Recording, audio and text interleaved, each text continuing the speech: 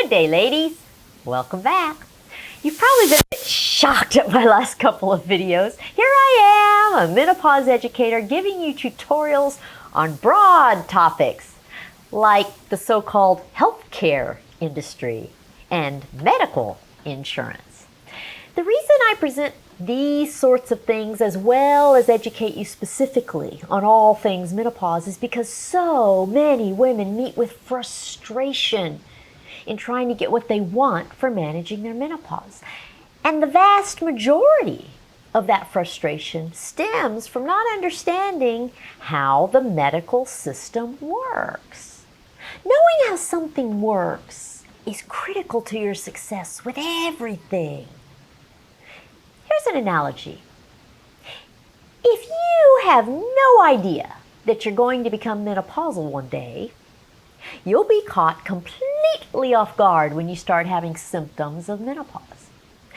And if you have no clue that estrogen loss is what causes all those symptoms of menopause, you're likely to waste a lot of time and energy trying to fix each symptom individually.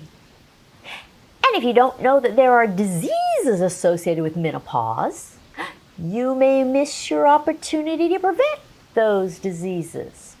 And if you don't prevent those diseases, it may be too late to reverse or treat them once you discover them. So every little piece of knowledge matters, but you have to be able to connect the dots. Women have a lot of little pieces of knowledge, but most of them are entirely incorrect. This education gives you the correct knowledge, makes sense of it, and then helps you connect the dots. So, as with this analogy, knowing how something works enables you to get the best result. The more you know about the different working parts of the medical system, the easier it will be for you to get what you want. So today we're going to talk about doctors. Doctors who function in the traditional medical system. So this pertains to MDs, DOs, nurse practitioners, all the professionals who are considered to be medical providers. I call this tutorial, Is Your Doctor a Hero or a Heretic? And that's what you'll decide, whether your doctor is a hero or a heretic. The reason I'm giving you this tutorial is because I get a lot of comments from women who are either elated or dissatisfied with their doctors. If they're elated, he's a hero. If they're dissatisfied, he's a heretic. But sometimes they think their doctor is a hero or a heretic for the wrong reasons. If you've ever felt one way or the other about your doctor, you should watch this video. It will be eye-opening for sure. So let's play a game. I'll give you a scenario and you decide whether your doctor is a hero or a heretic for each one. Then I'll give you some behind the scenes information that may or may not change your mind. Here's scenario number 1. You're a health nut. You prefer the do-it-yourself natural approach for managing your menopause. You want to discuss dietary options, but your doctor dismisses diet as a valuable option and says it's irrelevant. So what do you think? Is your doctor a hero or a heretic? Well, let me tell you the behind-the-scenes facts that will help you understand the situation more clearly. Do you know how much education doctors get on diet and nutrition in medical school? None, not 1 minute.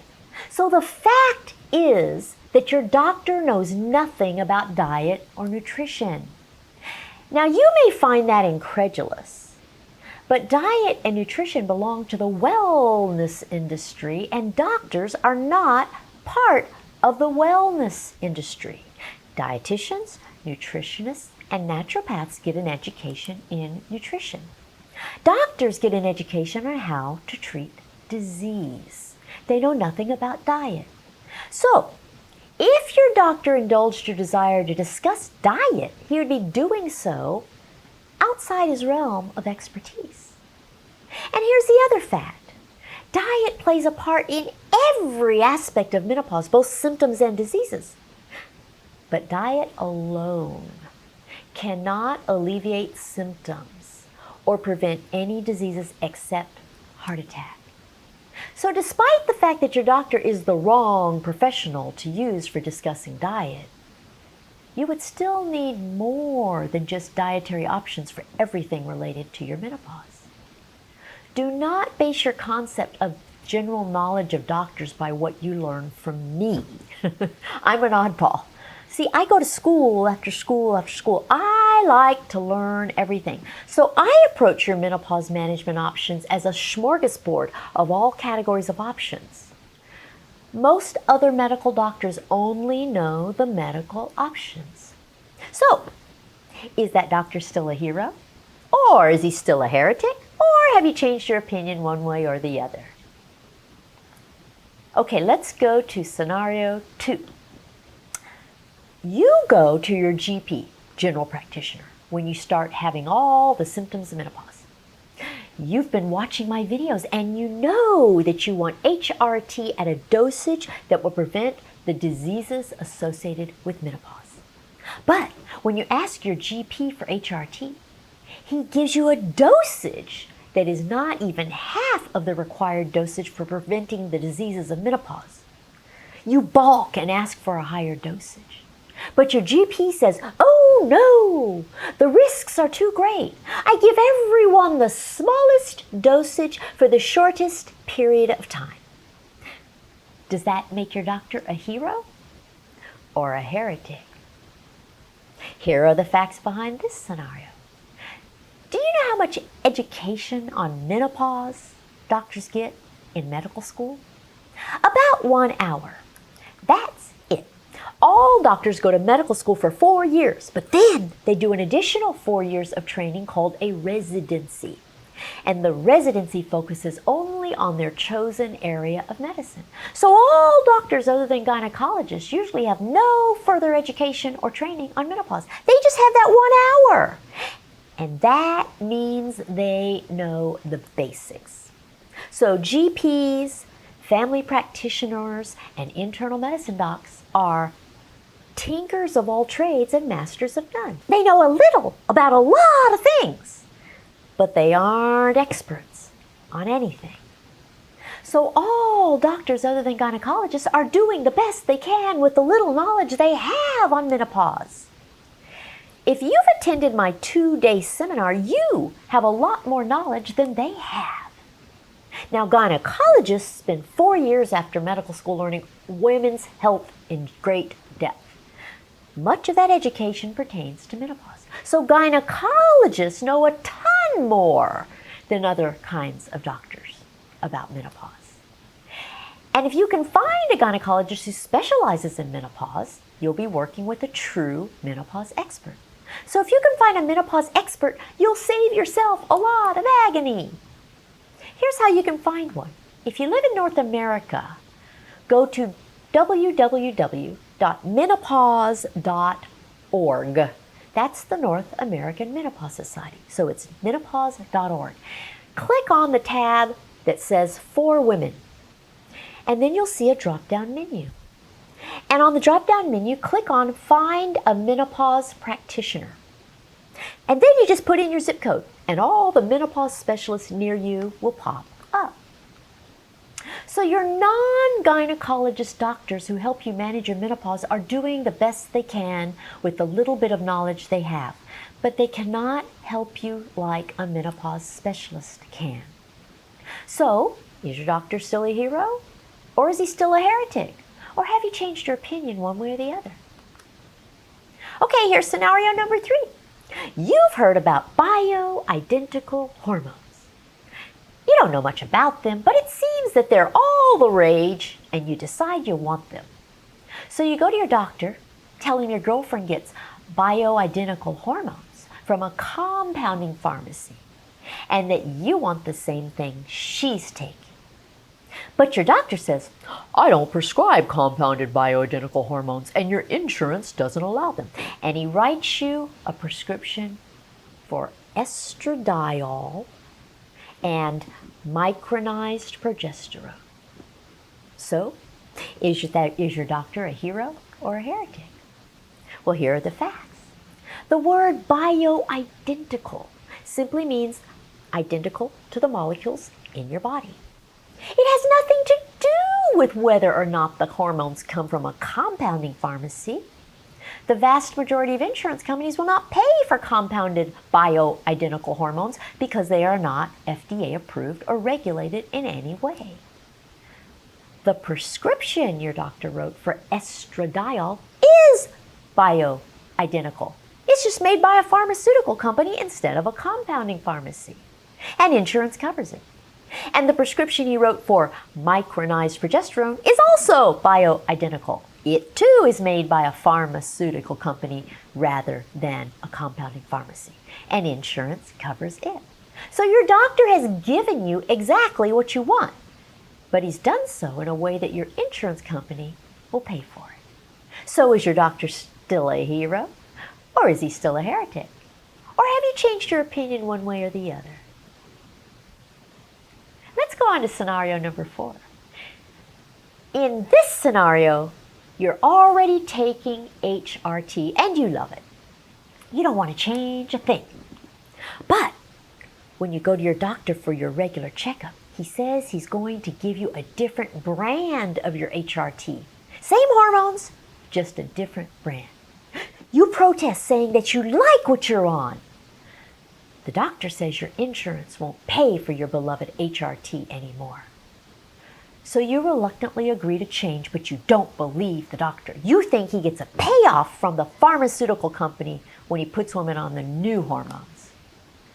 So does changing your HRT from one brand to another when you are perfectly happy with the original brand make your doctor a hero or a heretic? Here are the behind-the-scene facts. You think that you and your doctor make decisions about your medical care. That's not accurate. Your medical insurance company is calling all the shots. Both you and your doctor have signed a contract with your medical insurance company agreeing to follow their rules. The problem is you don't know the rules, and the rules keep changing. Your insurance company has something called a formulary. It's a list of all the medications the insurance company will pay for. But the list keeps changing. And that's because your insurance company is constantly shopping for the lowest prices. Who cares what you like or what works for you or which drug produces the fewest side effects? And who cares if your doctor prefers for you to take one brand or another, the one that the insurance company will pay for? All the insurance company cares about is cost. So if you had stayed on your beloved drug, you'd have to pay for it yourself. And maybe you'd prefer that. So, is your doctor still a hero? Or is he still a heretic? Or have you changed your opinion one way or the other? Now for scenario 5. You're totally against taking HRT. You've heard all sorts of comments from your girlfriends leading you to believe it causes cancer. You have no more education than that. But you think that's enough. If your girlfriends are afraid of HRT, it must be bad.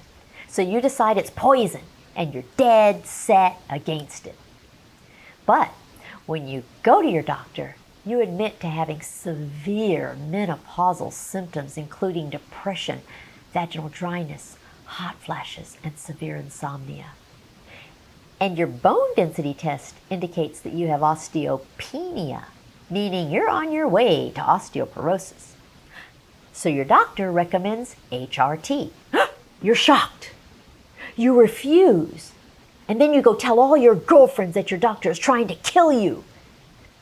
Is your doctor a hero or a heretic?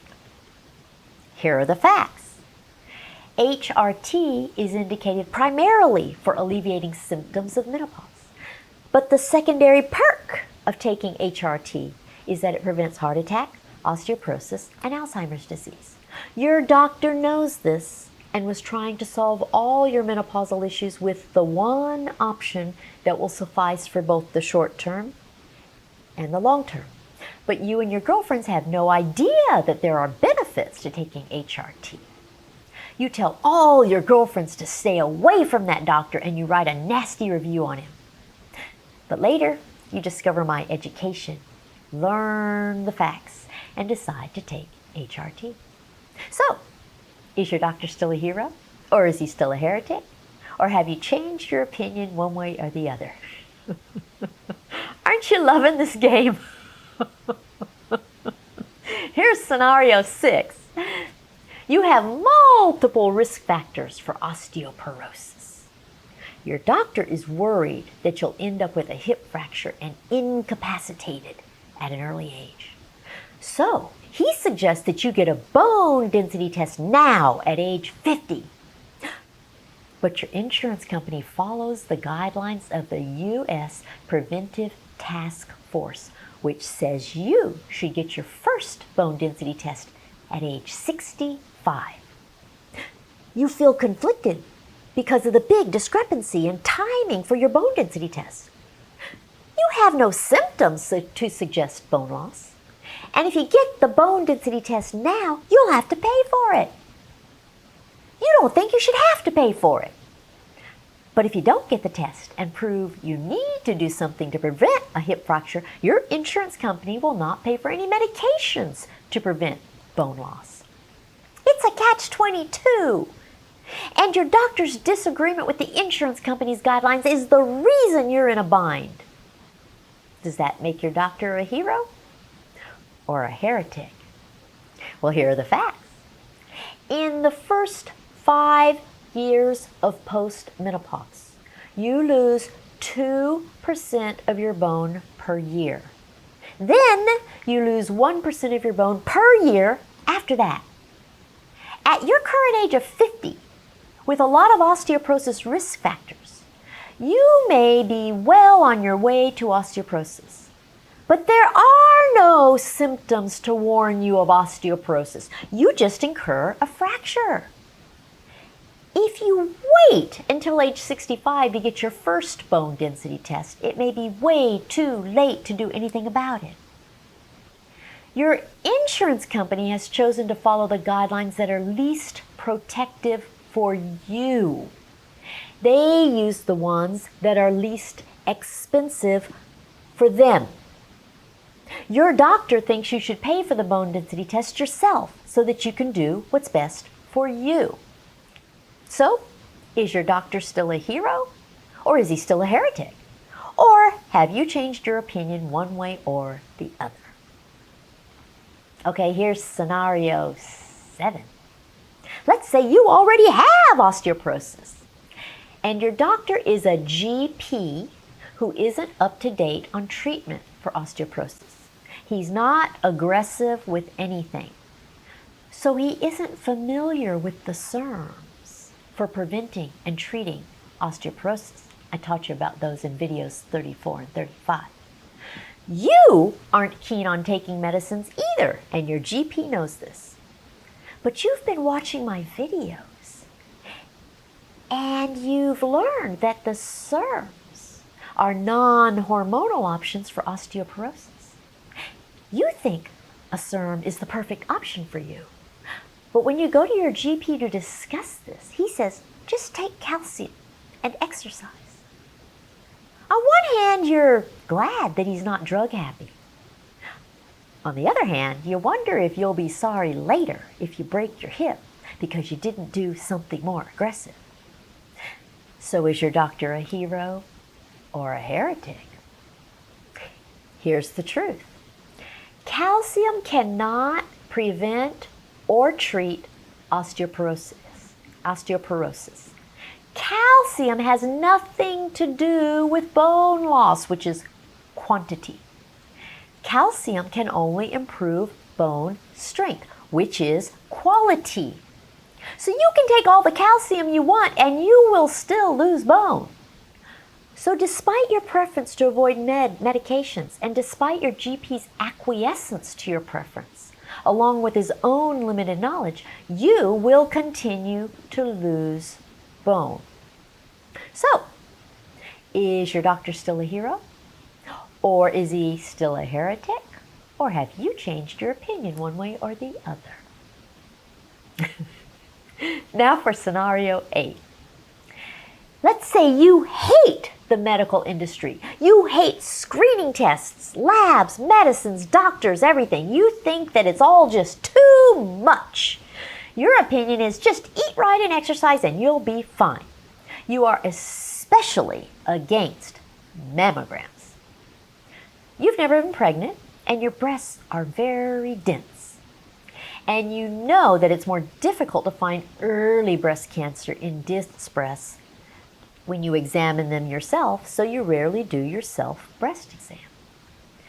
You, like many women, think, I don't want to find anything.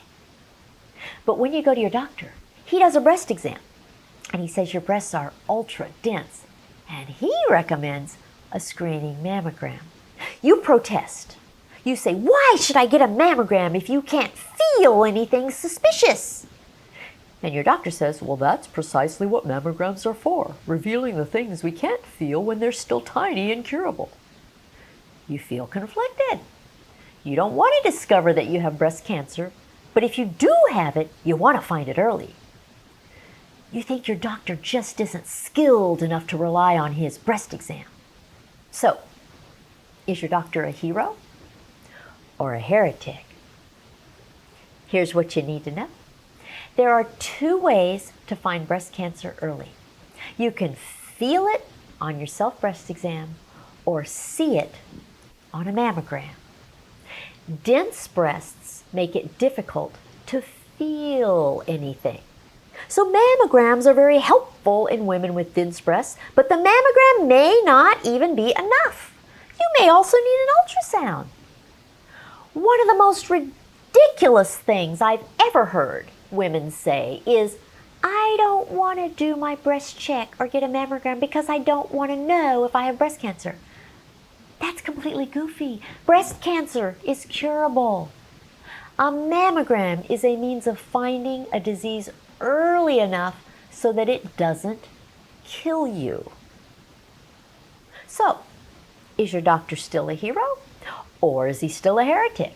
Or have you changed your opinion one way or the other? And now for a very common one. This is scenario number 9. You've been watching my videos from the start. You've learned that heart attacks kill 1 out of every 2 women after the age of menopause. You have a strong family history of heart attacks. Multiple relatives have died from heart attacks.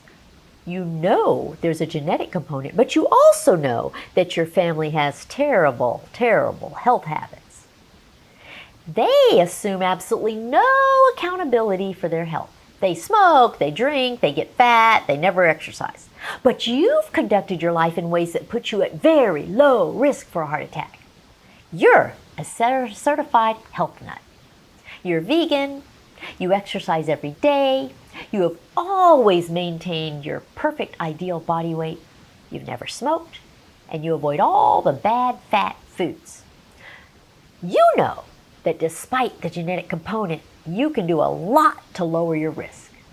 And you have done absolutely everything in your power to lower your own risk. Your cholesterol studies are stellar. There's absolutely nothing to indicate that you should worry about a heart attack. You think you should be fine if you just continue your current lifestyle.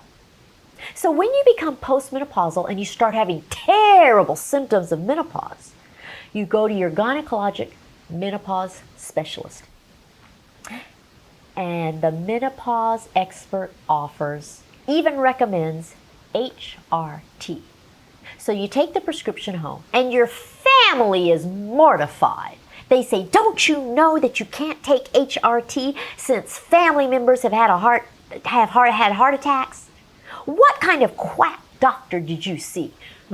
Your family's reaction upsets you. For the first time, you feel uncertain about taking HRT if your family members have had heart attacks. So, Is your doctor a hero or a heretic? Tricky, isn't it? Actually, it's not tricky at all. This is a situation women have all the time. And you can even change the disease to stroke or breast cancer or ovarian cancer or uterine cancer. It's very simple. You are you. You are not your family. No one ever said that you can't take HRT just because someone else had a disease that makes it dangerous for them.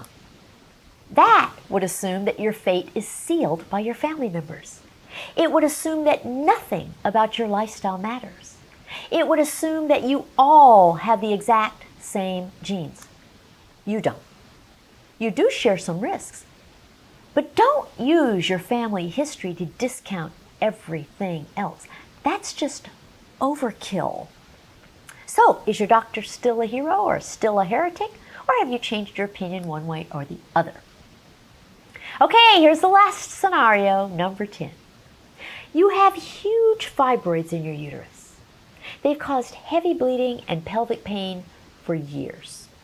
They've finally gotten so big that you just have to do something about them. So you've scheduled a hysterectomy. You're 49 years old and already have symptoms of menopause. So you know your ovaries are going to go out of business and that you'll be estrogen deficient very soon.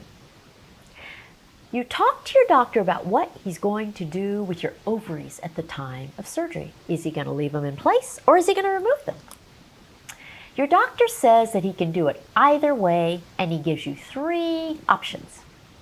1, he can remove them, which means you'll be postmenopausal and take estrogen replacement right after the surgery. 2, he can leave them in place, in which case you'll become postmenopausal very soon anyway. Or 3, he can examine them and only remove them if they look diseased to his naked eye. You ask if there are any benefits to removing them. And your doctor says that it will reduce your risk of ovarian cancer by 90%. You ask if there are any benefits to keeping them. Your doctor says there are none. So you choose to have your ovaries removed. But then you learn that your insurance company will not approve removal of your ovaries. So your doctor calls the insurance company to get approval. You wonder who's right, your doctor or the insurance company. Could it be that your doctor is trying to make more money by removing your ovaries? Or could it be that your insurance company is trying to spend less money by denying approval for removal of your ovaries? What do you think? Is your doctor a hero for trying to get approval for removing your ovaries? Or is he a heretic for telling you that removing your ovaries is beneficial? Well, here are the facts. When your ovaries go out of business at the time of postmenopause, they serve no function. Their only job was to produce eggs and estrogen. And at postmenopause, they do neither.